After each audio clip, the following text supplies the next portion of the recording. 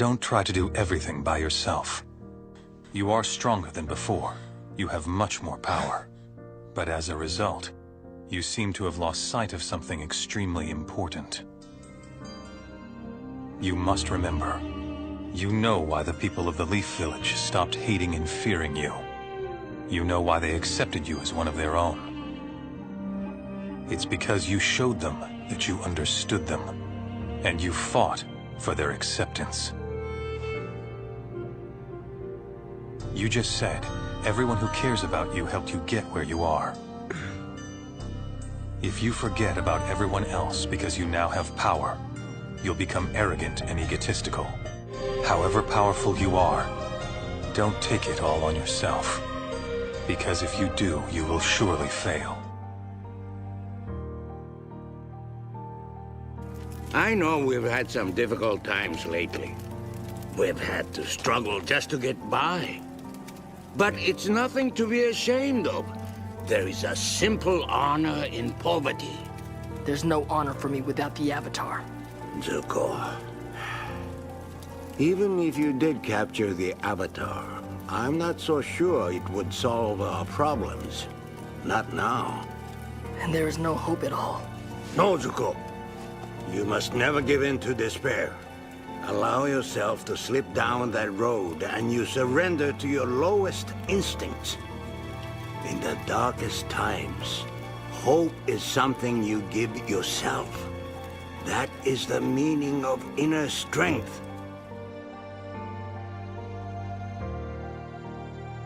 You're a good person. I hope you'll get to live a long life. Every day I've spent here, I've wondered, how did all these people let it come to this? Minds and bodies ruined, dreams of freedom erased, personalities burned away. No one would want to go to war if they knew what it would do to them. But it's not like we all leapt into that hell knowingly. Most of us were pushed. Some of us were pushed by other people. And some of us were pushed by the environments we grew up in. So, the few who do choose to leap into hell see it differently than the rest. And they're also able to see something beyond the hell. Maybe that something is hope, or maybe it's just another hell. Fact is, you can only find out by moving forward.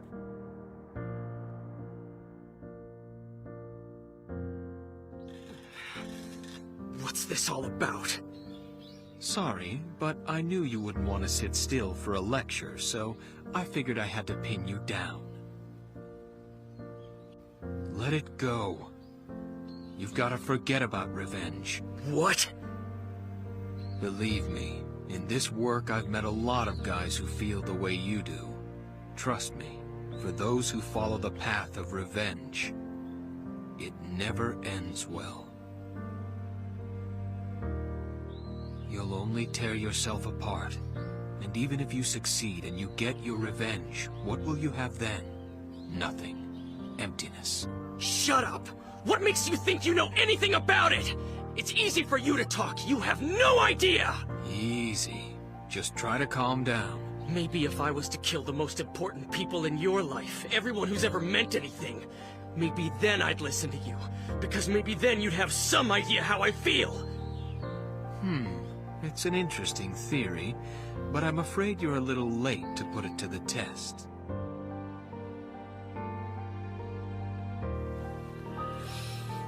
We humans, we're all the same. Every last one of us. For some it's drinking. For some it's women. For some even religion. Family, the king, dreams, children, power. All of us had to spend our lives drunk on something. Else we'd have no cause to keep pushing on. Everyone was a slave to something.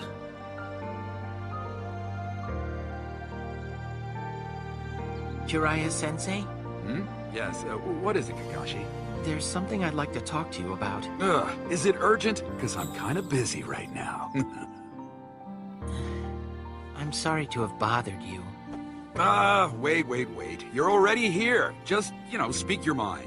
But I don't want to interrupt all your important business. On second thought, there's nothing more important than students like you. Besides, I know you. You haven't spoken to anyone today, have you? People really should talk to other people every day, even if it's just small talk. Otherwise, their hearts grow dark and sullen. Talking to others builds bonds of friendship and camaraderie. It broadens the mind, and it makes you feel grateful to be alive. That's the kind of creatures we humans are.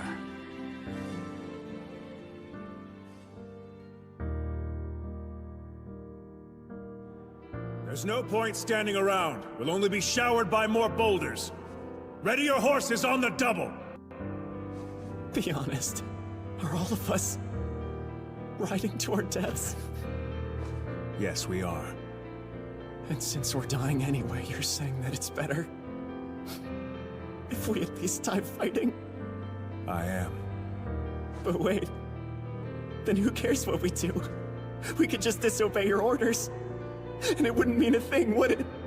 Yes, you're precisely right. Everything that you thought had meaning, every hope, dream, or moment of happiness, none of it matters as you lie bleeding out on the battlefield. None of it changes what a speeding rock does to a body. We all die. But does that mean our lives are meaningless? Does that mean that there was no point in our being born? Would you say that of our slain comrades? What about their lives? Were they meaningless? They were not! Their memory serves as an example to us all! The courageous fallen, the anguished fallen, their lives have meaning because we, the living, refuse to forget them! And as we ride to certain death, we trust our successors to do the same for us! Because my soldiers do not buckle or yield when faced with the cruelty of this world! My soldiers push forward! My soldiers scream out! My soldiers rage!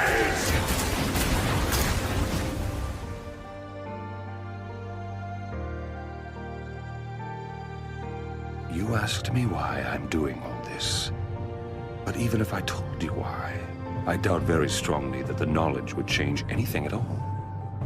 But let's say that I take the time to explain it to you. What do you think would happen then? My goal is to fulfill the dream even Jiraiya Sensei was unable to achieve. What I want is to create peace and bring about justice.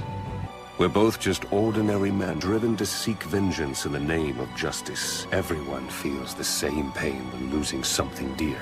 You strive for your justice, and I strive for mine.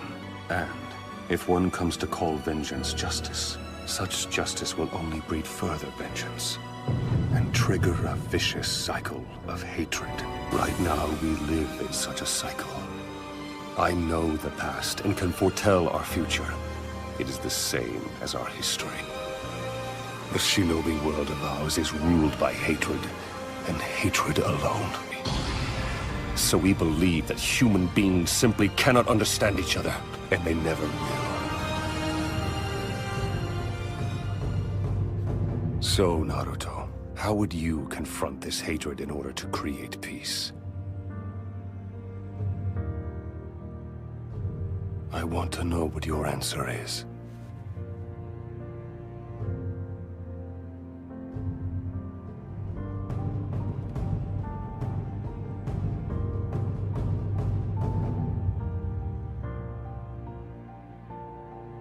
I don't know. I don't have an answer.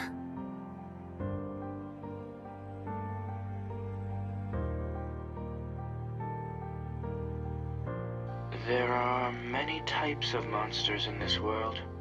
Monsters who will not show themselves and who cause trouble. Monsters who abduct children. Monsters who devour dreams. Monsters who suck blood. And monsters who always tell lies. Lying monsters are a real nuisance. They are much more cunning than other monsters.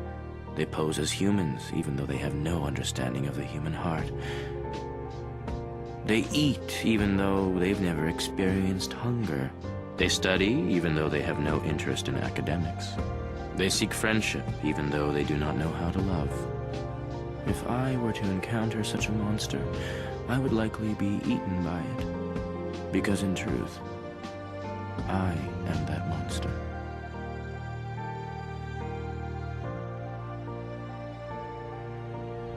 Wake up to reality. Nothing ever goes as planned in this accursed world. The longer you live, the more you will realize that the only things that truly exist in this reality are merely pain, suffering, and futility. Listen. Everywhere you look in this world, wherever there is light, there will always be shadows to be found as well. As long as there is a concept of victors, the vanquished will also exist. The selfish intent of wanting to preserve peace initiates wars, and hatred is born in order to protect love. There are nexuses, causal relationships that cannot be separated.